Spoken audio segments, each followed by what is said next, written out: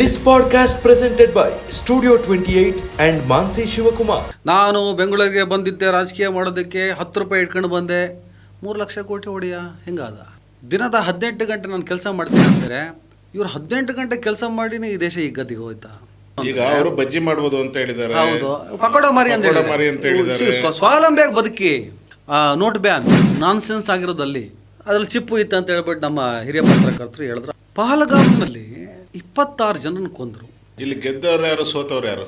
ಒಂದೇ ಒಂದು 5 ಜನ ಉಗ್ರರು, ಏನು 6 ಜನ, ಒಂದು 26 ಜನ ಹೆಣ ಹಾಕಿದ್ರಲ್ಲ, ಒಂದು ಹೆಣನೂ ತೋರಿಸಿಲ್ಲ ನಮಗೂ. ಪಬ್ಜಿ ವಿಡಿಯೋನ ಬಳಸಿ, ಪಬ್ಜಿ ಗೇಮಿಂಗ್ ವಿಡಿಯೋ ಬಳಸಿ ಪಾಕಿಸ್ತಾನದ ಮೇಲೆ ಬಾಂಬ್ ಹಾಕಿದ್ದಂಥ ಮೈನ್ ಸ್ಟ್ರೀಮ್ ಮೀಡಿಯಾಗಳು ಸ್ಟೋರಿ ಮಾಡ್ತು. ಪಾಕಿಸ್ತಾನವನ್ನು ಕಿತ್ತು ಸಾಯಿಸ್ಬೇಕು ಸರ್. ನಾವು ನಿನ್ನ ಬಿಜಾಪುರದಲ್ಲೇ ನಿನ್ನ ಮನೆಯ ಪಕ್ಕದಲ್ಲೇ ಇರುವಂಥ ಒಬ್ಬ ಮುಸಲ್ಮಾನನನ್ನು ನಿನಗೆ ತಾಕತ್ತಿದ್ರೆ, ನಿನ್ನ ಅಪ್ಪನಿಗೆ ಹುಟ್ಟಿದ್ರೆ ನಿನ್ನ ಪಾಕಿಸ್ತಾನ ಕಳಿಸ್ ನೋಡೋಣ ಅಂದಿದ್ದೆ ನಾನು. ಟೋಟಲ್ ಇಡೀ ದೇಶದಲ್ಲಿ 1 ಲಕ್ಷ ರಾಜಕಾರಣಿಗಳಿದ್ದಾರೆ ಅಂತೇಳಿ, ಒಳ್ಳೆಯವರು 10 ಜನ ಅಂತೀನಿ ನಾನು. 11 ಅಂದರೆ ಇಲ್ಲ ಅಂತೀನಿ ನನ್ನ ಅಧ್ಯಯನದ ಪ್ರಕಾರ. ಈಗ ನನ್ನ ಹುಟ್ಟೂರು ತೀರ್ಥಹಳ್ಳಿ. ನಮ್ಮಲ್ಲಿ ಶಾಂತವರಿ ಗೋಪಾಲ್ಗೌಡರು ಇದ್ದರು. ಶಾಂತವರಿ ಗೋಪಾಲ್ಗೌಡರು ಅಂದರೆ ಅದೊಂದು ಫೈರ್ ಬ್ರ್ಯಾಂಡ್, ಸಮಾಜವಾದದ ಮೂಲ, ಲೋಹಿಯ ಹುಡ್ಕೊಂಡು ಬರ್ತಾಯಿದ್ರು. ಅಂಥ ಶಾಂತವರಿ ಗೋಪಾಲ್ಗೌಡರು ತಮ್ಮ ರಾಜಕೀಯದ ಉತ್ತುಂಗವನ್ನೆಲ್ಲ ದಾಟಿ ಅನಾರೋಗ್ಯ ಪೀಡಿತರಾಗಿ ಬೆಡ್ಡಲ್ಲಿ ಮಲಗಿದಾಗ ಅವ್ರನ್ನ ಮಾತಾಡ್ಸೋಕ್ಕೊಂದು 4 ಜನ ಹೋಗ್ತಾರೆ. ಅವ್ರ ಮನೇಲಿ 4 ಜನಕ್ಕೆ 4 ಕಾಫಿ ಕೊಡ್ತಾರೆ, ಕಾಫಿ ಕುಡಿತಾರೆ. ಗೌಡ್ರೆ ನೀವು ಕುಡಿಯಲ್ವಾ? ಇಲ್ಲ ನೀವು ಕುಡ್ಕೊಳ್ಳಿ. ಅವ್ರದ್ದೆಲ್ಲ ಆದಮೇಲೆ ಲೋಟ ಎಲ್ಲ ತೊಗೊಂಡೋಗ್ತಾರೆ ಒಳಗಡೆ. ಆಮೇಲೆ ಅವರು ಹೆಂಡತಿ ಒಂದು ಲೋಟ ಕಾಫಿ ತಂದು ಕೊಡ್ತಾರೆ, ಕುಡಿತಾರೆ. ಕಾರಣ ಏನು ಗೊತ್ತಾ? ಅವ್ರ ಮನೇಲಿ ಇದ್ದಿದ್ದೆ 4 ಲೋಟ. ಇವಾಗ ಅದೇ ಥರ ಇಟ್ಕೊಂಡಿದ್ದಾರೆ ಯಾರಾದರೂ ರಾಜಕಾರಣಿ ಇದ್ದಾರಾ ಆ ಥರದವರು? 4 ಲೋಟ ಇಟ್ಕೊಂಡಿರೋ ಮನೆಯಲ್ಲಿ 4 ಲೋಟ ಇಟ್ಕೊಂಡಿದ್ದಾರೆ. 4 ತಿಜೋರಿಗಳು ಇಟ್ಕೊಂಡಿದ್ದಾರೆ ದುಡ್ಡು ಇಟ್ಕೊಳ್ಳೋಕ್ಕೆ. 4 ತಿಜೋರಿಗಳು, 4 ಬ್ಯಾಂಕ್ ಖಾತೆಗಳು, ಭಾಳ ಸ್ಟ್ರಾಂಗ್ ಆಗಿದ್ದಾರೆ. ಅದರಲ್ಲಿ ಯಾವ ಡೌಟು ಇಲ್ಲ. ಯಾರೋ ಒಬ್ಬ ರಾಜಕಾರಣಿ, ನಾನು ಬೆಂಗಳೂರಿಗೆ ಬಂದಿದ್ದೆ ರಾಜಕೀಯ ಮಾಡೋದಕ್ಕೆ 10 ರೂಪಾಯಿ ಇಟ್ಕೊಂಡು ಬಂದೆ 3 ಲಕ್ಷ ಕೋಟಿ ಹೊಡೆಯ ಹೆಂಗಾದ. ಸರ್, 3 ಲಕ್ಷ ಕೋಟಿ 2 ಲಕ್ಷ ಕೋಟಿ ಸುಮ್ಮನೆ ಕೇಳಿಸ್ಕೊಳ್ಳೋಕ್ಕೆ ಹಿಂಸೆ ಆಗ್ತದೆ. ಈ ಕ್ಷಣದಿಂದ ಕೆಲವು ರಾಜಕಾರಣಿಗಳ ಹಣವನ್ನು 500 ರೂಪಾಯಿ ನೋಟನ್ನು ನಾವು ಎಣಿಸ್ತಾ ಈಗ ಕೂತ್ರೆ ಅದು ಎಣಿಸ್ ಮುಗಿಯೋ ಕನಿಷ್ಠ 60-70 ವರ್ಷ ಬೇಕಾಗ್ಬೋದು. ಆ ಮಟ್ಟಿ ದುಡ್ಡು ಮಾಡ್ಕೊಂಡಿದ್ದಾರೆ. ಅಲ್ಲಿ ತನಕ ನಾವು ಬದುಕಿರ್ತೀವ? ಹಾಂ, ಎಣಿಸಿನ ಸತ್ತೋಗ್ತೀವಿ. ಅಲ್ಲಿಗೂ ಲೆಕ್ಕ ಕರೆಕ್ಟಾಗಿ ಸಿಗೋಲ್ಲ. ಎಲ್ಲಿ ತೊಗೊಂಡೋಗ್ತಾರೆ? ಆ 3 ಲಕ್ಷ ಕೋಟಿ ಮೇಲೂ ಕೂಡ 1 ಲಕ್ಷ ಕೋಟಿ ಮಾಡಬೇಕು ಅಂತ ಕೂತಿದ್ದಾರೆ. ಇವತ್ತು ಪ್ರಾಮಾಣಿಕತೆನ ನೀವು ಯಾವ ಪಕ್ಷದಲ್ಲೂ ಸಿಗೋಕ್ಕಾಗಲ್ಲ. ಅಲ್ಲ, ಪ್ರಾಮಾಣಿಕರಾಗಿ ಮೋದಿ ಇದ್ದಾರಲ್ಲ, ಮೋದಿಯವ್ರು ಪ್ರಾಮಾಣಿಕರಲ್ವೇ? ಮೋದಿಯವರು ಪ್ರಾಮಾಣಿಕರು ಅಂತ ಹೇಳಿ ಈಗ 11 ವರ್ಷ ಆಯ್ತು ಅವ್ರು ಮೋದಿಯವ್ರು ಬಂದು. ನಿಮ್ಮ ಅಭಿಪ್ರಾಯ ಏನಾಗಾದ್ರೆ ಮೋದಿಯವ್ರ ಮೇಲೆ? 11 ವರ್ಷ ಮೋದಿಯವರು ಅಧಿಕಾರ ನಡೆಸಿದಾರಲ್ಲ, ಏನು ಅಧಿಕಾರ ಮಾಡಿದ್ರು, ಹೇಗೆ ಮಾಡಿದ್ರು, ಏನು ಅಭಿವೃದ್ಧಿ ಮಾಡಿದ್ರು. ನಾನು ಹಿಂದೆ 2014 ಮೋದಿಯವರ ಅಧಿಕಾರಕ್ಕೆ ಬಂದಾಗ 2016ವರೆಗೂ ಮೋದಿ ಅಭಿಮಾನಿ ನಾನು. 2002ರ ಗುಜರಾತ್ ಹತ್ಯಾಕಾಂಡ ನಡೆದಾಗ ಅಲ್ಲಿ ಇಂದಿರಾ ಗಾಂಧಿ ಮುಖ್ಯಮಂತ್ರಿ ಆಗಿದ್ದರೂ ಕೂಡ ಆ ಗಂಭೀರವಾದಂಥ ಘಟನೆ ನಡೀತಾ. ಆದರೆ 2016, 17, 18 ಹಿಂಗೆ ಬರ್ತಾ ಮೋದಿ ಮಾತಾಡ್ತಿದ್ದಾರೆ. ದಿನದ 18 ಗಂಟೆ ನಾನು ಕೆಲಸ ಮಾಡ್ತೀನಿ ಅಂತಾರೆ, ಇವ್ರು 18 ಗಂಟೆ ಕೆಲಸ ಮಾಡಿನೇ ಈ ದೇಶ ಈ ಗತಿಗೆ ಹೋಯ್ತಾ. ನಿಂಗೆ ಏನೋ ಗೊತ್ತಿದೆ, ಮೋದಿ ಬಗ್ಗೆ ಮಾತಾಡ್ತೀಯಾ? ದೇಶದ ಸಾಲ ತೀರಿಸ್ತಿದ್ದಾರೆ ಕಣೋ. ಏನು ಕಾಂಗ್ರೆಸ್ನವ್ರು ಸ್ವಲ್ಪ ಸಾಲ ಮಾಡಿದ್ರಾ? ಆ ಸಾಲ ತೀರಿಸ್ತಾ ಇದ್ದಾರೆ. ಸಾಲ ಎಲ್ಲ ಹೋದ ಮೇಲೆ ದೇಶದ ಡೆವಲಪ್ಮೆಂಟ್ ಮಾಡ್ತಾರೆ ಅಂತ ಹೇಳಿದ್ರು ಕಮೆಂಟಲ್ಲಿ ಹೇಳಿದ್ರು. ಸ್ಟ್ಯಾಟಿಸ್ಟಿಕ್ಸ್ ನೋಡ್ತಾ ಬಂದ್ವಿ. ಅವತ್ತಿನ ಸ್ಟ್ಯಾಟಿಸ್ಟಿಕ್ಸ್ಗಿಂತ ಈ ಕ್ಷಣ ಸ್ಟ್ಯಾಟಿಸ್ಟಿಕ್ಸ್ ಹೇಳ್ತೀನಿ. 55 ಲಕ್ಷ ಕೋಟಿ ಇದ್ದ ಸಾಲ 210 ಲಕ್ಷ ಕೋಟಿ ಆಗಿದೆ. ಇನ್ನು ಮೊನ್ನೆ 10 ಲಕ್ಷ ಕೋಟಿ ಏನು ಮಾಡಿದ್ರು? ಏನು ಡೆವಲಪ್ಮೆಂಟ್ ಮಾಡಿದ್ರು? ಏನು ಇನ್ಫ್ರಾಸ್ಟ್ರಕ್ಚರ್ ಏನು ಮಾಡಿದ್ರು? ಏನು ತಂದರು? ಏನು ಇಲ್ಲಿ ಇದು ಏನಂತಾರೆ ಇನ್ವೆಸ್ಟ್ಮೆಂಟ್ ಯಾವ್ದು ಬಂತು? ಯಾಕೆ ಕಂಪ್ನಿಗಳೆಲ್ಲ ಹೊರಟೋದ್ವು? ಏನಾಗಿದೆ ಸರ್? ಪ್ರಗತಿ GDP ಏನಿದೆ? ಯಾಕೆ ಅಷ್ಟೊಂದು ಕುಸಿತಾ ಇದೆ? ನಿರುದ್ಯೋಗ, ವರ್ಷಕ್ಕೆ 2 ಕೋಟಿ ಉದ್ಯೋಗ ಸೃಷ್ಟಿ ಮಾಡ್ತೀವಿ ಅಂತ ಹೇಳಿದ್ರು, ಮಾಡ್ತಾ ಇದ್ದಾರೆ. ಉದ್ಯೋಗ ಸಿಗ್ತಾ ಇಲ್ಲ ಅಂತ ಹೇಳ್ಬಿಟ್ಟು ಬೀದಿಲ್ಲ. ಆ ಪ್ರಮಾಣ ನೋಡಿ, ಸ್ಟ್ಯಾಟಿಸ್ಟಿಕ್ಸ್ ಇನ್ನೂ ಸಲ ಆದ್ರೂ ಮಾತಾಡೋಣ. ಎಷ್ಟು ಕುಸಿದು ಹೋಗಿದೆ. ಅವ್ರು ಹೇಳಿದಾರಲ್ಲ, ಸರ್ ನನಗೆ ಬೇಜಾರು ಏನು ಈಗ ಅವರು ಬಜ್ಜಿ ಮಾಡ್ಬೋದು ಅಂತ ಹೇಳಿದ್ದಾರೆ. ಹೌದು, ಪಕೋಡ ಮಾರಿ ಅಂತ ಹೇಳಿದ್ದಾರೆ. ಸ್ವಾವಲಂಬಿಯಾಗಿ ಬದುಕಿ ಅದು ಅಂದಿದ್ದಲ್ವಾ? ಉದ್ಯೋಗಕ್ಕೋಸ್ಕರ ಯಾಕ್ರಿ ಪ್ರೊಟೆಸ್ಟ್ ಮಾಡಿದ್ರೆ? ಅದು ಐಡಿಯಾ ಇದ್ರೆ ಕಾಂಗ್ರೆಸ್ ಅವರು ಮುಂಚೆನೆ ಕೊಡ್ಬೇಕಿತ್ತು. ನೀವು ಕಾಂಗ್ರೆಸ್ ಅವರು ಪಕೋಡ ಐಡಿಯಾ ಫಸ್ಟೇ ಕೊಡಬೇಕಿತ್ತು. ಇವ್ರು ಕೊಡ್ಬೇಕಿತ್ತಲ್ಲ ಕಾಂಗ್ರೆಸ್ ಅವರು. 2008ರಲ್ಲಿ ಇಡೀ ಪ್ರಪಂಚದ ಆರ್ಥಿಕತೆ ಕುಸಿದೋಗಿತ್ತು, ಇಡೀ ಪ್ರಪಂಚದ ಆರ್ಥಿಕ ಸ್ಥಿತಿ ಹದಗೆಟ್ಟೋಗಿತ್ತು. ಆದರೆ ಅದರ ಪರಿಣಾಮ ನಮ್ಮ ದೇಶಕ್ಕೆ ತಟ್ಟಲಿಲ್ಲ. ಕಾರಣ ಮನಮೋಹನ್ ಸಿಂಗ್ ಚಿದಂಬರಂ ಇದ್ದರು. ಇಬ್ಬರು ಎಕನಾಮಿಸ್ಟ್ಗಳ ಕೈಯಲ್ಲಿ ದೇಶ ಉಳಿತು. ನಮಗೂ ನಿಮ್ಗೆ ಆ ತಾಪ ಅರ್ಥ ಆಗಲಿಲ್ಲ. ನೋಟ್ ಬ್ಯಾನ್ ನಾನ್ಸೆನ್ಸ್ ಆಗಿರೋದಲ್ಲಿ, ನೋಟ್ ಬ್ಯಾನಲ್ಲಿ ನಾನ್ಸೆನ್ಸ್ ಆಗಿರೋದ್ರಿಂದ ಪಾಕಿಸ್ತಾನಕ್ಕೆ ಹೋಗೋ ದುಡ್ಡೆಲ್ಲ ಉಳಿದಿದೆ. ನಿಮಗೆ ಗೊತ್ತಾ ಅದು? ಅಷ್ಟಕ್ಕೆ ತೃಪ್ತಿ ಆದರು ಭಕ್ತರು, ನಮ್ಮ ಅಂಧ ಭಕ್ತರು ಅಂತ ಏನು ಕರಿತೀವಲ್ಲ ಅವ್ರಿಗೆ. ಪಾಕಿಸ್ತಾನಕ್ಕೆ ಹೋಗಿಲ್ವಲ್ಲ ಅಷ್ಟೇ, ಪಾಕಿಸ್ತಾನದಿಂದನೇ ಮತ್ತೆ ವಾಪಸ್ 2,000 ರೂಪಾಯಿ ನೋಟ್ ಬಂತು. ಅದ್ರಲ್ಲಿ ಚಿಪ್ಪು ಇತ್ತು ಅಂತ ಹೇಳ್ಬಿಟ್ಟು ನಮ್ಮ ಹಿರಿಯ ಪತ್ರಕರ್ತರು ಹೇಳಿದ್ರು ಆ ಕತೆ ಬೇಡ ಈಗ. ಆಮೇಲೆ 99.93% ನೋಟ್ ವಾಪಸ್ ಹೋಯ್ತಲ್ಲ. ಕೆಲವರು ಹೆದರಿ ಎಸ್ತಿದ್ದು ಬಿಟ್ಟರೆ, ಆ ಎಸ್ತಿರೋ ಹಣನೂ ಇದ್ಬಿಟ್ಟಿದ್ರೆ 100ಕ್ಕೆ 100 ವಾಪಸ್ ಬಂದಿರೋದು ಏನು ಪತ್ತೆ ಹಚ್ಚಿದ್ರಿ? ನೋಟ್ ಬ್ಯಾನ್ ಇಡೀ ದೇಶದ ಆರ್ಥಿಕತೆಯನ್ನು ಸಾಯಿಸಿದಲ್ಲಿ ಅದೊಂದು ಮಾಡದೇ ಇದ್ದಿದ್ರೆ ಬಹುಶಃ ಮೋದಿನ ನಾವು ಇವತ್ತು ಟಾರ್ಗೆಟ್ ಮಾಡಿ ಅಥವಾ ಮೋದಿ ಬಗ್ಗೆ ನಾವು ಸರಿಯಿಲ್ಲಪ್ಪ ಈ ಮನುಷ್ಯನ ಆಡಳಿತ ಅಂತ ಮಾತಾಡೋ ಪರಿಸ್ಥಿತಿ ಬರ್ತಾ ಇರಲಿಲ್ಲ. ಅದೊಂದು. ನಾನು ಹೇಳ್ತೀನಿ ಅದು ಒಂದು ಡೆವಲಪ್ಮೆಂಟ್ ಅಂತ ಹೇಳ್ತೀನಿ. ಮೋದಿ ಅವ್ರದ್ದು ಅವ್ರು ನೋಟ್ ಬ್ಯಾನ್ ಮಾಡಿದ್ರಲ್ಲ, ಅದು ಒಂದು ಡೆವಲಪ್ಮೆಂಟೇನೆ. ಅದೊಂಥರ ಈ ದೇಶದ ಯಾವ ಥರ ಡೆವಲಪ್ಮೆಂಟ್ ಅಂದರೆ ದೇಶನ ಮುಗಿಸುವಂಥ ಡೆವಲಪ್ಮೆಂಟ್ ಅದು. ಆಮೇಲೆ ಕೋವಿಡು ಸರ್, ಕೋವಿಡು ಎಂಥ ಒಂದು ಕೆಟ್ಟ ಸ್ಥಿತಿ ಅದು. ಇಡೀ ಪ್ರಪಂಚ ಅದಕ್ಕೊಂದು ಔಷಧಿ ಕಂಡುಹಿಡಿಯೋದ್ರ ಕಡೆ ಇತ್ತು. ನಮ್ಮ ಮೋದಿಯವರು ತಟ್ಟೆ ಬಡೀರಿ, ಅವರೇನೋ ಯಾರಿಗೋ ಮೋಟಿವೇಟ್ ಮಾಡೋಕ್ಕೆ ತಟ್ಟೆ ಬಡೀರಿ, ಅದು ಬಡೀರಿ, ಇದು ಬಡೀರಿ ಅಂತ ಹೇಳಿದ್ರು. ನಮ್ಮ ಜನ ಏನು ಮಾಡಿದ್ರು? ಗೋ ಕೊರೋನಾ ಗೋ ಅಂತ ಹೇಳ್ಬಿಟ್ಟು ನಾನ್ಸೆನ್ಸ್ ಇವತ್ತು ಕಾಣಿಸ್ತಾ ಇದೆ. ಇನ್ನೊಬ್ಬರು ಚಕ್ರವರ್ತಿ ಸೂಲಿಬೆಲೆ ಅವರ ತಂಗಿ ಒಬ್ಬಳಿದ್ದಾಳೆ, ನಿಹಾರಿಕಾ ಮಂಜುನಾಥ್ ಅಂತ. ಪಾಪ ಮಗು ನಾನು ಸಣ್ಣ ಹುಡುಗಿ ಅದು. ಆ ಕೋವಿಡ್ ಟೈಮ್ ಈಗಲೂ ಓಡಾಡ್ತಾ ಅಲ್ಲಲ್ಲೇ ಮಾತಾಡ್ತದೆ, ಏನೇನಂತ ಹೇಳಿದ್ರೆ ಏನೇನೇ ಹೇಳ್ತದೆ ಪಾಪ. ನಾನು ಸ್ಕೂಲಿಗೆ ಹೋಗದೇ ಸಿಕ್ಕಾಪಟ್ಟೆ ಡಿಗ್ರಿ ತಗೊಂಡಿದ್ದೀನಿ ಅಂದ್ಲಿ, ಹೆಂಗೆ ಗೊತ್ತಾಗಿಲ್ಲ. ಸ್ಕೂಲಿಗೆ ಹೋಗಿ ಸಿಕ್ಕಾಪಟ್ಟೆ ಡಿಗ್ರಿ ತಗೊಂಡಿದ್ದೀನಿ ಅಂತ. ಆದ್ರೆ ಅದನ್ನು ನಮ್ಮಂಥ ಮೂರ್ಖ ಭಕ್ತರಿದ್ದಾರೆ, ಚಪ್ಪಳೆ ತೊಟ್ಟವ್ರು. ನೋಡು ಸ್ಕೂಲಿಗೆ ಹೋಗಿ ತಗೊಂಡ್ಲು ಅಂತ ಅವಳು ಅಂತ. ನಾನು ಫ್ಲೈಟೇ ಹತ್ತದೆ ಪೈಲಟ್ ಕೆಲಸ ಮಾಡಿದ್ದೀನಿ ಅಂದಂಗಿದೆ ಅದು. ಓಕೆ, ನಿಹಾರಿಕಾ ಮಂಜುನಾಥ್ ಆ ಪಾಪ ಸಣ್ಣ ಪುಟ್ಟ ಅಂತಲೇ ಮಾತಾಡೋಣ. ಆ ಮಗು ಕೋವಿಡ್ ಟೈಮಲ್ಲಿ ಹೇಳ್ತು, ತಟ್ಟೆ ಬಡಿದನ್ನು ತಮಾಷೆ ಮಾಡಿಬಿಡ್ರಿ, ತಟ್ಟೆ ಬಡ್ದಾಗ ಅದರಿಂದ ಹೊರಡುವ ತರಂಗಾಂತರಗಳಿಂದ ಕೋವಿಡ್ ವೈರಸ್ ಹತ್ತೋಗುತ್ತೆ ಅಂದ್ಲು. ತಟ್ಟೆ ಸೌಡಿಗೆ ವ್ಯಾಕ್ಸಿನ್ ಹಾಕಬೇಕಿತ್ತು. ಅದಕ್ಕೆ ನಮ್ಮ ಜನ ಅಂಥ ಮಾತನ್ನು ನಂಬಿಟ್ಟು ತಟ್ಟೆ ಬಡಿದ್ರು, ತಗಡು ಬಡಿದ್ರು, ಗಂಟೆ ಬಡಿದ್ರು, ಮುದುಕಿಯರೆಲ್ಲ ಪಟ ಪಟ ಪಟ ಹೊಡ್ಕೊಬಂದ್ರು ಸರ್. ಅದು ನೋಡಿ ನೀವು, ಭಾರಿ ಮಜಾ ಇದೆ. ಅಂದರೆ ಜನರನ್ನು ಸಮೂಹ ಸನ್ನಿಗೊಳಪಡಿಸಿ, ಜನರನ್ನು ಮೂರ್ಖರನ್ನಾಗಿಸಿ ಮೋದಿಯವರು ಮಾತಾಡ್ತಾರೆ. ಆಪರೇಷನ್ ಸಿಂಧೂರ್ ಆಯಿತು, ಪಹಲ್ಗಾಮ್ನಲ್ಲಿ 26 ಜನರನ್ನು ಕೊಂದರು.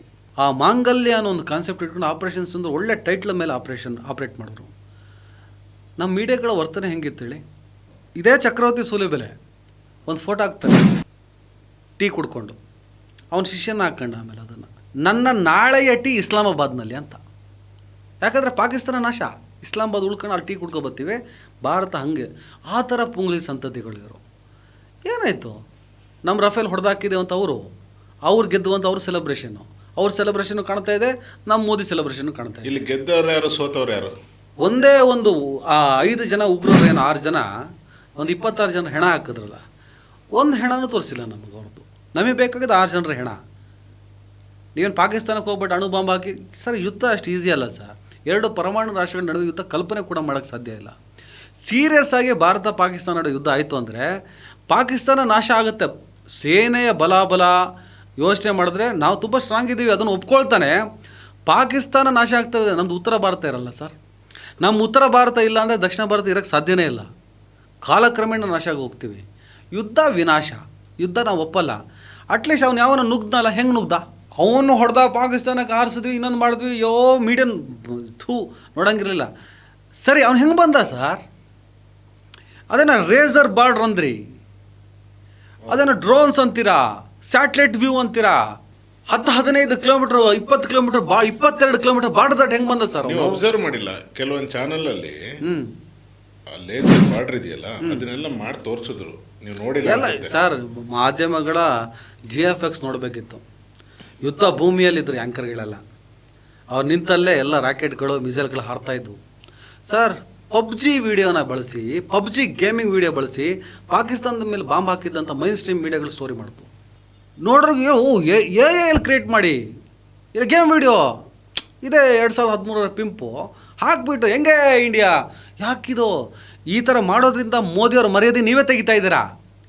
ಪಾಕಿಸ್ತಾನದಲ್ಲಿ ಕಾಮಿಡಿ ಮಾಡೋಕ್ಕೆ ಸ್ಟಾರ್ಟ್ ಮಾಡಿದ್ರು ಮೋದಿನ. ಮೋದಿ ಪೌರುಷ ಎಲ್ಲಿದೆ? ಗೇಮಿಂಗ್ ವೀಡಿಯೋದಲ್ಲಿದೆ. ಇಲ್ಲ ಅವ್ರ ಪೌರುಷ ಇಲ್ಲ ಅಂತ ಯಾಕೆ ಹೆಂಗೆ ಮಾಡ್ತೀರಿ?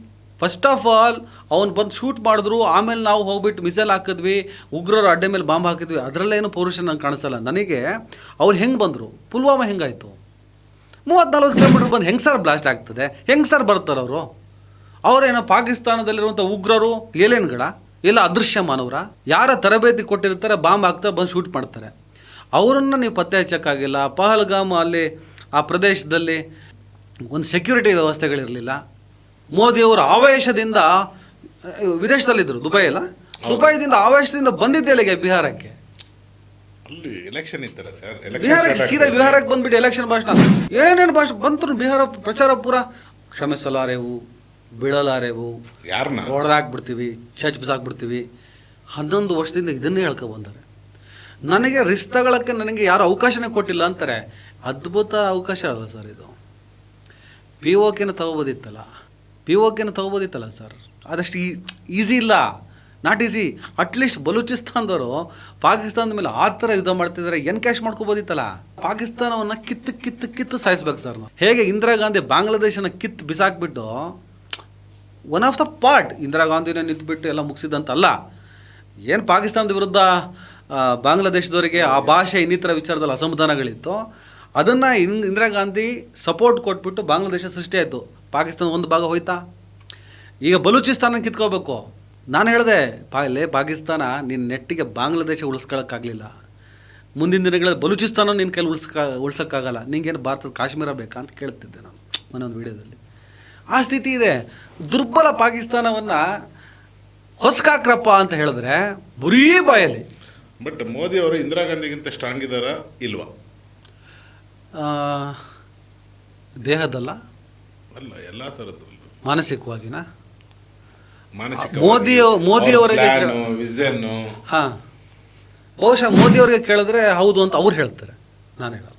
ಅಲ್ಲ, ನೀವು ಒಬ್ಬ ಪತ್ರಕರ್ತನಾಗಿ ನೀವು ಏನು ಹೇಳ್ತೀರಾ ಅಂತ ಕೇಳ್ತಾರೆ. ಅಲ್ಲ, ಪಾಕಿಸ್ತಾನವನ್ನು ನನ್ನ ದೇಶದ ಒಬ್ಬ ಹೆಣ್ಣು ಮಗಳು ಬಗ್ಬಡ್ದಿದ್ದಾಳೆ, ಒಬ್ಬ ಗಂಡು ಮಗ 56 ಇಂಚಿನ ಎದೆ ಅಂತೇನು ಹೇಳ್ತಾರೆ. ಅವರು ಬರೀ ಬಾಯಲ್ಲೇ ಬಗ್ಬಡಿತಿದ್ದಾರೆ ಅಷ್ಟೇ.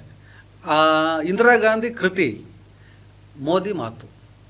ಕೃತಿ ಮತ್ತು ಮಾತು ಅಷ್ಟೇ, ಬೇರೆ ಏನಿಲ್ಲ. ಒಂದು ವರ್ಡ್, ಅದನ್ನು ಹೆಂಗೆ ಬೇಕಾದ್ರೆ ಅರ್ಥ ಮಾಡ್ಕೋಬೋದು. ನಾನೀಗ ಇಲ್ಲಿ ಕೂತ್ಕೊಂಡು ಶಿವೋರೇ ನಾನು ಏನು ಗೊತ್ತಾ, ತೆಗೆದು ಒಂದು ಹೊಡೆದೆ ಅಂದರೆ 25 ಜನ ಹೊಡೆದು ಮಲಗಿಸ್ತೀನಿ ಅಂತೀನಿ. ಒಂದು ಏಟು ಹೊಡೆದ 25 ಜನ ಹೊಡೆದು ಮಲಗಿಸ್ತೀನಿ ಅಂತೀನಿ. ಇದು ಮೋದಿ 25 ಜನನ ಮಲಗಿಸಿ ಬಂದು ನೋಡಿ ಹೊಡೆದಾಕಿದ್ದೀನಿ ಅನ್ನೋದು ಇಂದಿರಾ ಗಾಂಧಿ ಅಷ್ಟೇ. ಡಿಫ್ರೆನ್ಸ್ ಅದೇ ಡಿಫ್ರೆನ್ಸ್ ಇರೋದು ಸರ್. ನಾವು ಕೊನೆಯದೊಂದು ಮಾತು ಏನು ಹೇಳ್ತೀನಿ ಅಂದರೆ, ನಾವು ಯಾವುದೇ ಪಕ್ಷಕ್ಕೆ ಸಂಬಂಧಪಟ್ಟವರಲ್ಲ, ನಾವು ಮೋದಿ ವಿರೋಧಿನೂ ಅಲ್ಲ, BJP ವಿರೋಧಿನಲ್ಲ. ಇವರು ನನಗೇನು ವೈಯಕ್ತಿಕವಾಗಿ ದುಡ್ಡು ಕೊಡಬೇಕಾಗಿಲ್ಲ. ನಾನು ಅವ್ರ ಹತ್ರ ಏನು ಸಾಲನ್ನು ಇಸ್ಕೊಂಡಿಲ್ಲ. ವೈಯಕ್ತಿಕವಾಗಿ ನಾನು ಅವ್ರಿಗೇನು ದುಡ್ಡು ಕೊಡಬೇಕಾಗಿಲ್ಲ. ನಮಗೆ ನನ್ನ ದೇಶವನ್ನು ಆಳೋರು ಎಲ್ಲರೂ ಸಹಬಾಳ್ವೆಯಿಂದ ಸಾಮರಸ್ಯದಿಂದ ತಗೊಂಡೋಗ್ಬೇಕು. ಶಿಕ್ಷಣ ಮತ್ತು ನಿಮ್ಮ ಹೆಲ್ತ್ ಸಿಸ್ಟಮ್ನ ಚೇಂಜ್ ಮಾಡಬೇಕು. ಅದ್ಭುತವಾದಂಥದ್ದು ರಾಷ್ಟ್ರವನ್ನು ಕಟ್ಟಬೇಕು. ನಾಳೆಯಿಂದ ನರೇಂದ್ರ ಮೋದಿ ಈ ದೇಶವನ್ನು ಅದ್ಭುತವಾಗಿ ಕಟ್ಟಿದ್ರೆ ಮೋದಿಗೆ ದೊಡ್ಡ ಫ್ಯಾನ್ ಆಗ್ತೀವಿ, ನಾವು ದೊಡ್ಡ ಫ್ಯಾನ್ ಆಗ್ತೀವಿ. ಬರೀ ಮಾತಾಡಿಕೊಂಡು ಹೆಂಗೆ ಪುಂಗ್ಲಿ ಅಂತವರು ದುಡ್ಡಿಗೋಸ್ಕರ 1000 ಮಾತಾಡ್ತಾರೆ.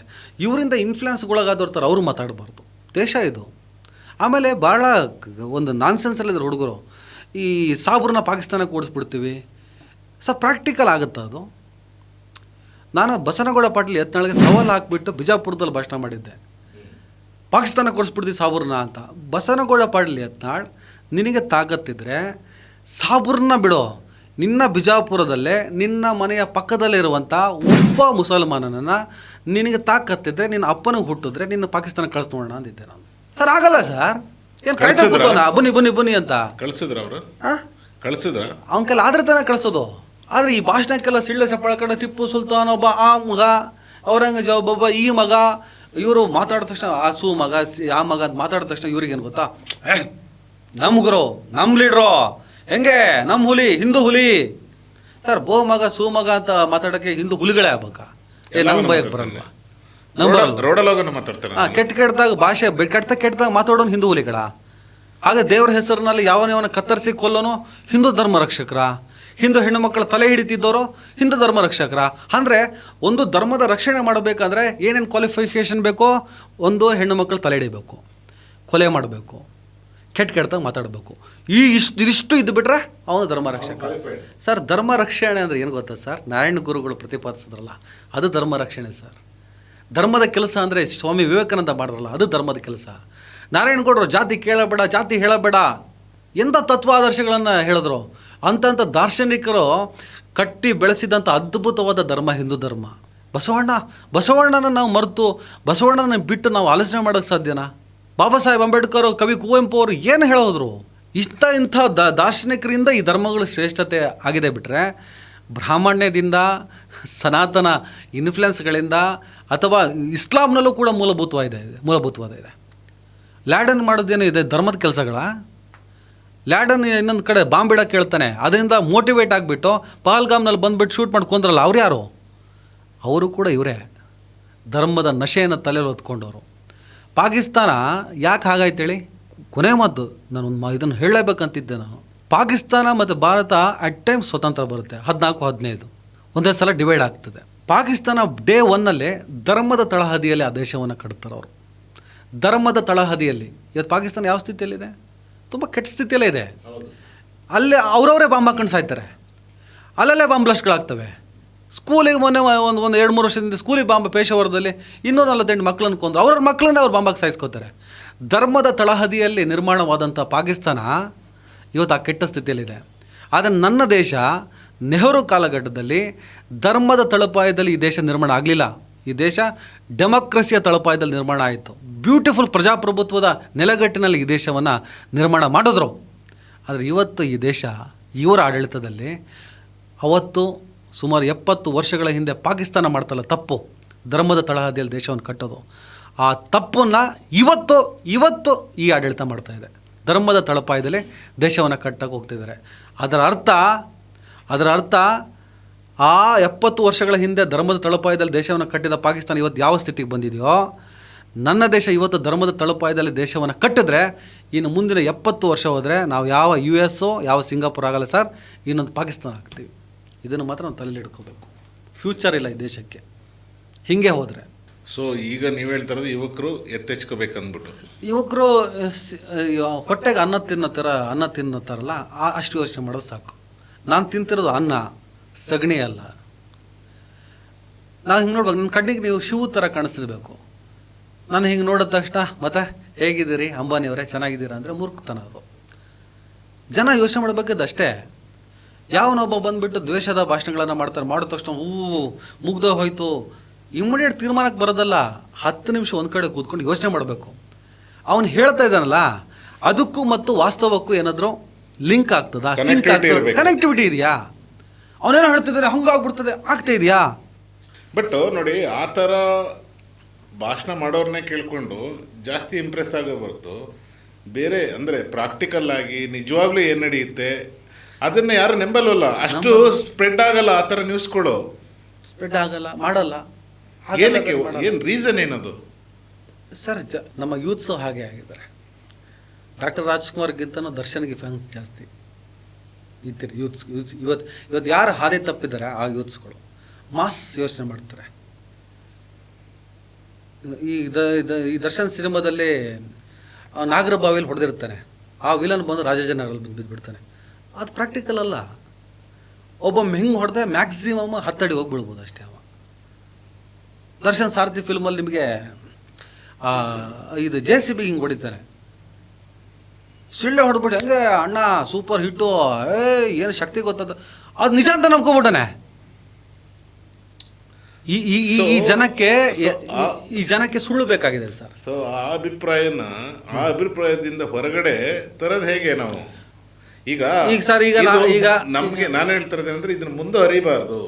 ಈ ತರದ ಈಗ ಬಹುಶಃ ಮುಂದರಿಬಾರ್ದು ಪ್ರಯತ್ನಗಳಿಂದ ಈಗ ನನ್ನ ಯೂಟ್ಯೂಬ್ ಚಾನಲ್ ನಾನು ಕೆಲಸ ಮಾಡ್ತಾ ಇದ್ದೀನಿ. ಇವತ್ತು ನಿಮ್ಮ ಹತ್ರ ನಾನು ಮಾತಾಡಿರೋದು ಮತ್ತು ನನ್ನ ಯೂಟ್ಯೂಬ್ ಚಾನಲ್ ನಾನು ಮಾತಾಡೋದು ವ್ಯತ್ಯಾಸನೇ ಇಲ್ಲ, ಸೇಮ್. ಈಗ ಇವರೆಲ್ಲರೂ ಕೂಡ ಹಣಕ್ಕೋಸ್ಕರ ಕೆಲಸ ಮಾಡೋರು, ಅವರವರ ಬದುಕನ್ನು ಕಟ್ಕೊಳ್ಳೋಕ್ಕೋಸ್ಕರ. ಸ್ವಂತ ತಂದೆ ತಾಯಿಗೆ ಊಟ ಹಾಕಕ್ಕೆ ಬರ್ದಿರೋರೆಲ್ಲ ಧರ್ಮ ರಕ್ಷಣೆ ಮಾತಾಡ್ತಾ ಇದ್ದಾರೆ. ಅವರ ಅಪ್ಪ ಅಮ್ಮ ಹೊರಗೆ ಬಂದುಬಿಟ್ಟು ಸಾಬ್ರು ನಮಗೆ ಊಟ ಹಾಕ್ತಾರಂತ ಹೇಳಿರೋಂಥ ಇತಿಹಾಸಗಳಿದ್ದಾವೆ. ಹೀಗಿರಬೇಕಾದ್ರೆ ಜನ ಮಕ್ಕಳು ಯೋಚನೆ ಮಾಡಬೇಕು. ನನ್ನ ಮನೆ ಸುಹಾಸ್ ಶೆಟ್ಟಿ ತಗೊಳ್ಳಿ, ಅವನ ಅಮ್ಮನಿಗೆ ಹುಷಾರಿರಲಿಲ್ಲ, ಮನೇಲಿ ಬಡತನ ಅಂತೆ. ಯಾಕಪ್ಪ ಬೇಕಿತ್ತ? ಗೊತ್ತಿಲ್ಲವ ನನಗೆ. ದುಡಿಯೋ ಮಗ. ನಾನು ಇವತ್ತು ಯಾರನ್ನ ಕೊಂದಿದ್ದೀನಿ ಅಂದಾಗ ಇನ್ನೊಬ್ಬರು ಬಂದು ನನಗೆ ಮುತ್ತು ಕೊಡ್ಬೇಕಾ ಸರ್? ಪ್ರಾಕ್ಟಿಕಲ್ ಮಾತಾಡೋಣ. ನಾನು ಯಾವನ್ನ ಸಾಯಿಸಿಬಿಟ್ಟಂತೆ, ಆದರೆ ನನ್ನ ಯಾರು ಸಾಯಿಸ್ಬಾರ್ದಂತೆ. ನಾನು ಯಾರ್ದೋ ಅಪ್ಪ ಅಮ್ಮನ ಕಣ್ಣಲ್ಲಿ ನೀರು ಹಾಕ್ಸ್ದಂತೆ, ಆದರೆ ನನ್ನ ಅಪ್ಪ ಅಮ್ಮನ ಕಣ್ಣಲ್ಲಿ ನೀರು ಬರಬಾರ್ದಂತೆ. ಇದು ವಾಸ್ತವನ? ವಾಸ್ತವ ಅಲ್ಲ. ಫಾಜಿಲ್ ಅಣ್ಣ ಅಖಾಡಕ್ಕೆ ಇಳ್ದ ಅಂದರೆ ಯಾಕೆ ಇಳ್ದ? ಅಣ್ಣನ ಸಾವನ್ನು ಕಾಡಿತ್ತು, 2 ವರ್ಷ ಕಾದ, ಹೊಡೆಯೋದನ್ನು ನಾನೇನು ಸಮರ್ಥನೆ ಮಾಡ್ಕೊತಿಲ್ಲ. ಆದರೆ ತಲೆಗೆ ಹಾಕಿದ್ದ ನೀರು ಕಾಲಿಗೆ ಬರಲೇಬೇಕಲ್ಲ. ಅಂಡರ್ ವರ್ಲ್ಡು, ನಾನು ಮೂಲ ಕ್ರೈಮ್ ಪತ್ರಕರ್ತ. ನಾನು ತುಂಬ ಜನ ರೂಢಿಗಳ ಕಥೆಗಳನ್ನು 20 ವರ್ಷದಲ್ಲಿ ಬೆಂಗಳೂರಲ್ಲಿ ನೋಡಾಯಿತು. ನಾನು ಅಬ್ಸರ್ವ್ ಮಾಡ್ದಂಗೆ ಕೈಗೆ ರಕ್ತ ಮೆತ್ತಿಕೊಂಡಂಥ ಯಾರೇ ಅವನು ಒಳ್ಳೆ ರೀತಿಯಲ್ಲಿ ಸತ್ತು ಹೋಗಲಿಲ್ಲ. ತುಂಬ ಅಪರೂಪಕ್ಕೂ ಎಲ್ಲ ಒಬ್ಬ ಮುತ್ತಪ್ಪರೈ ಅಂಥವ್ರು ಕೈಗೆ ರಕ್ತ ಮೆತ್ಕೊಂಡವರು, ಕಾಯಿಲೆಯಿಂದ ಸತ್ತವರು ಇದ್ದರೆ ಅಪರೂಪ. ಯಾಕೆ ಹಂಗೆ ಅವ್ರಿಗೇನೂ ಆಗಿಲ್ಲ ಅಂದರೆ ಕೋಟೆ ಒಳಗಡೆ ಇದ್ಬಿಟ್ರು ಅವರು. ತಮ್ಮ ಸುತ್ತಮುತ್ತ 200-300 ಅಡಿ ದೂರದಲ್ಲಿ ಕೋಟೆ ಕಟ್ಟಿದ್ರು. ಅವನು ಓಡ್ ಬಂದು ಕೊಚ್ಚಿದ್ರು 1 ವಾರ ಬೇಕು ಬರೋಕ್ಕೆ, ಒಳಗಡೆ ಬರೋಕ್ಕೆ. ಅಂಥ ಒಂದು ಸರ್ಕಲ್ ಕಟ್ಕೊಂಡು ಬದುಕಿದ್ರು. ಇಲ್ಲ ನಾರ್ಮಲಾಗಿ ಓಡಾಡ್ಕೊಂಡಿದ್ದೆ ಅಂದರೆ ಎಲ್ಲದೂ ಮುಗ್ದೋಗಿರೋದು. ಅದಕ್ಕೆ ಕೈಗೆ ರಕ್ತ ಮೆತ್ಕೊಂಡವ್ರು ಯಾವುದೇ ಕಾರಣ ಬದುಕಲ್ಲ. ನಮ್ಮ ಹೋರಾಟ ನಿರುದ್ಯೋಗ ಮತ್ತು ಶಿಕ್ಷಣದ ಪರ ಇರಲಿ, BJPನೋ ಕಾಂಗ್ರೆಸ್ಸೋ JDS, ಈ ರಾಜಕಾರಣಿಗಳಿರ್ಬೋದು, ಈ ಧರ್ಮ ರಕ್ಷಕರಿರ್ಬೋದು, ಈ ಹೋರಾಟಕ್ಕೆಲ್ಲ ತಲೆ ಕೆಡಿಸ್ಕೋಬೇಡಿ, ಮಣಿಬೇಡಿ. ನನ್ನ ಓಟು ತುಂಬ ಪವರ್ಫುಲ್ಲು. ಅದನ್ನು ನನ್ನ ಭವಿಷ್ಯಕ್ಕೋಸ್ಕರ, ನನ್ನ ಕುಟುಂಬದ ಭವಿಷ್ಯಕ್ಕೋಸ್ಕರ ಮಾತ್ರ ವಿನಿಯೋಗಿಸೋಣ ಅನ್ನುವಂಥ ಕ್ಲಾರಿಟಿ ಈಗಿನ ಯೂತ್ಸಿಗೆ ಬರಲಿ. ಧರ್ಮವನ್ನೆಲ್ಲ ಬದಿಗಿಡಿ. ಧರ್ಮ ಎಷ್ಟು ಬೇಕು ಅಷ್ಟು ಬೇಕು. ದೇವ್ರ ಮೇಲೆ ಈಗ ನಾನು ದೇವ್ರ ನಂಬಲ್ಲಪ್ಪ, ನೀನು ನಂಬ್ತೀರಾ? ನಂಬ್ಕೊಳ್ಳಿ. ದೇವ್ರ ಹತ್ರ ಒಳ್ಳೇದು ಕೇಳ್ಕೊಳ್ಳಿ. ದೇವರೇ ನಮ್ಮ ಮುಸಲ್ಮಾನರಿಂದ ನಮ್ಮ ಧರ್ಮಕ್ಕೆ ತುಂಬ ತೊಂದರೆ ಆಗ್ತಿದೆ, ನೀನೇ ಅವ್ರಿಗೆ ನೋಡ್ಕೋ ಅಂದ್ಬಿಡಿ. ಮುಗಿದೋಯ್ತಲ್ಲ. ರಾಮ ನೋಡ್ಕೊತಾನೋ, ಕೃಷ್ಣ ನೋಡ್ಕೊತಾನೋ. ಇವರು ಅಲ್ಲ ನಮ್ಮ ಈ ಮುಸ್ಲಿಂ ಧರ್ಮಕ್ಕೆ ಸಿಕ್ಕಾಪಟ್ಟೆ ತೊಂದರೆ ಮೋದಿ ಕೊಡ್ತಾ ಇದ್ದಾರೆ. ಎಕ್ಸಾಂಪಲ್ ಹೆಂಗೆ ಪುಂಗ್ಲಿ ಕೊಡ್ತಾ ಇದ್ದಾರೆ. ನೀನೇ ಅವ್ರನ್ನ ನೋಡ್ಕೋ. ನೀನು ಧರ್ಮ ನಂಬ್ತೀಯ, ದೇವ್ರನ್ನ ನಂಬ್ತೀಯ ಅಂದಮೇಲೆ ದೇವ್ರಿಗೆ ನೀನು ಮಾಡೋ ಪ್ರಾರ್ಥನೆಯಲ್ಲೇ ನಿನಗೆ ಯಾಕೆ ಕ್ಲಾರಿಟಿ ಇಲ್ಲ? ಬಿಟ್ಬಿಡು, ದೇವ್ರಿಗೆ ಅವ್ನು ನೋಡ್ಕೊತಾನೆ. ಇವತ್ತು ವಿಮಾನ ಅಪಘಾತ ಆಯಿತು ಅಹಮದಾಬಾದ್ನಲ್ಲಿ. ಕೊನೆಯದು ಮಾಡಿ ಮುಗಿಸಬೇಡ. ಇದು ವಿಮಾನ ಅಪಘಾತ ಆಯಿತು, ವಿಮಾನ ಬಿತ್ತು, ಎಲ್ಲ ಗ್ರಿಲ್ ಆಗಿಬಿಟ್ಟಿದ್ದಾರೆ, ಸುಟ್ಟು ಕರಕಲಾಗಿದ್ದಾರೆ. ಎಷ್ಟು ಸಂಕಟ ಆಗ್ತದೆ ಅದು ನೋಡೋಕ್ಕೆ. ಈಗ ವೈರಲ್ ಆಗ್ತಿರೋದು ವಿಚಾರ ಏನು ಹೇಳಿ?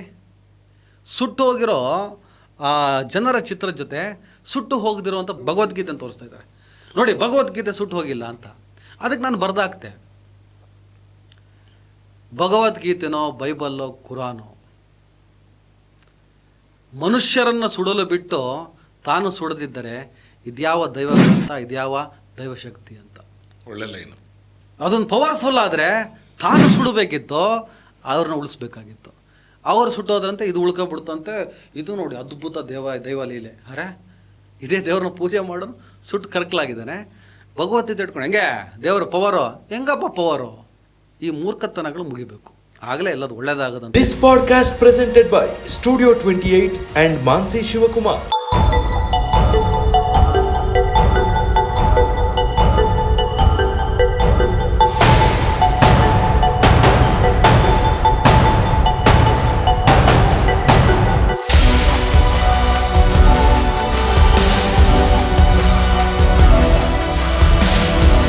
This podcast presented by Studio 28 and Mansi Shivakumar. ಹೆಚ್ಚಿನ ವಿಡಿಯೋಗಳಿಗೆ ಪ್ರತಿಧ್ವನಿ ಯೂಟ್ಯೂಬ್ ಚಾನೆಲ್ ಸಬ್ಸ್ಕ್ರೈಬ್ ಮಾಡಿ, ಬೆಲ್ ಐಕಾನ್ ಕ್ಲಿಕ್ ಮಾಡಿ.